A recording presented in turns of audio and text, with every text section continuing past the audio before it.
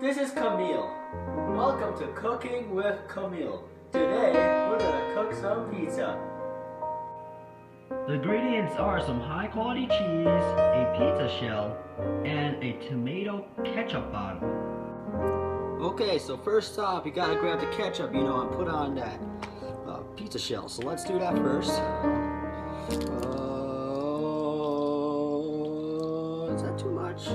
That's good. Okay.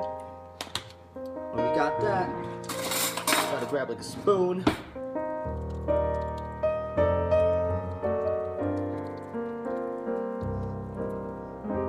Yeah, that's good. I'll just put that in. The second step is to put some cheese on this pizza.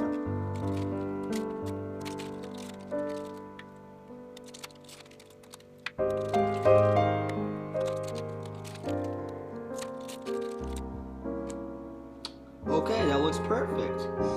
Oh man, I'm excited. Okay, so I guess we're gonna put this in the oven. Right now, I'm putting the pizza into the oven.